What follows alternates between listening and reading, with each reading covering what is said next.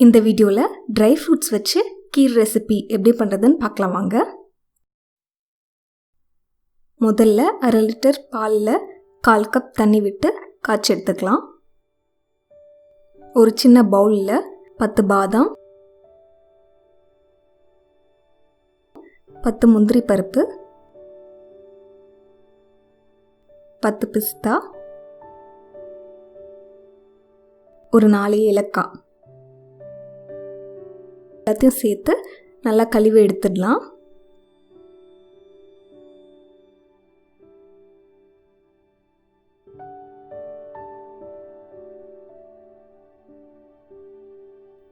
கழுவுனதுக்கப்புறம் 1/4 cup சுடு தண்ணியில் ஒரு 10 நிமிஷம் ஊற விட்டுடலாம். இப்போது ஒரு நல்ல சூடான கடாயில் நைலான் ஜவ்வரிசியை சேர்த்து வறுத்துக்கலாம். அடுப்பு சிம்லே இருக்கணும். ஜவ்வரிசி நல்லா ஒயிட்டாக கிறிஸ்பியாக வர வரைக்கும் ஃப்ரை பண்ணால் போதும். ஒரு 2-3 நிமிஷம் ஆகும் இதுக்கு.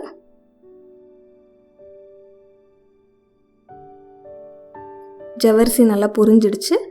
இப்போது டபுள் ரோஸ்டட் சேமியாவை நான் சேர்த்துக்கிறேன். சும்மா ஒரு 10 செகண்ட் வறுத்தா போதும்.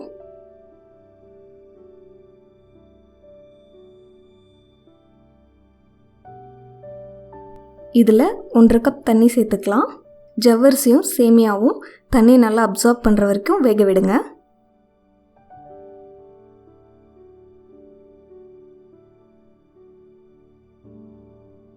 பாருங்கள், ஜவ்வரிசி நல்லா டிரான்ஸ்லூசண்ட்டாக மாறிடுச்சு.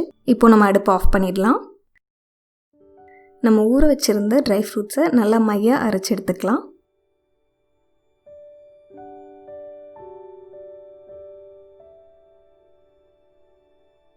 பால் பொங்கி வந்துடுச்சு.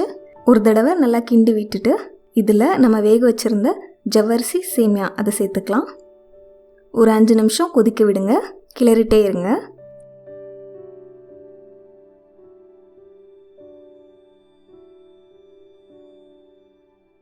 அடுத்ததாக நம்ம அரைச்சி வச்சுருந்த ட்ரை ஃப்ரூட்ஸ் பேஸ்ட்டையும் சேர்த்துக்கலாம்.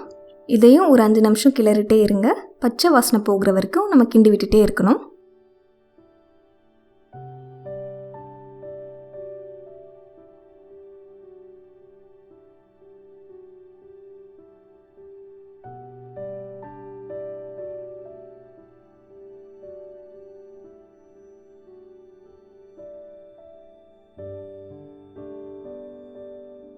இப்போ ஒரு 1/4 கப் கூட 2 டேபிள் ஸ்பூன் சர்க்கரை சேர்த்துக்கலாம்.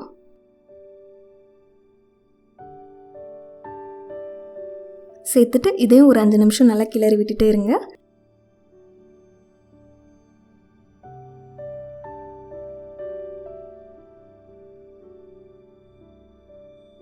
கிளறி விடும்போதே உங்களுக்கு தெரியும் பால் நல்லா திக்காயிடும்.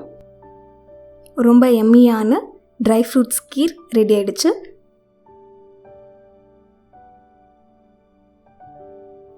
இப்போது நம்ம அடுப்பை அணைச்சிடலாம். ஒரு 5 நிமிஷம் ரெஸ்ட் பண்ண விட்டுட்டு சர்வ் பண்ணலாம். ரொம்பவே டேஸ்டியான ட்ரை ஃப்ரூட்ஸ் கீர் ரெடி ஆகிடுச்சு. உங்களுக்கு தேவைப்பட்டால் ட்ரை ஃப்ரூட்ஸ் மேலே டாப்பிங் கொடுத்துக்கோங்க. அவ்வளோதான், சாப்பிட்டு என்ஜாய் பண்ணுங்கள். பாய்.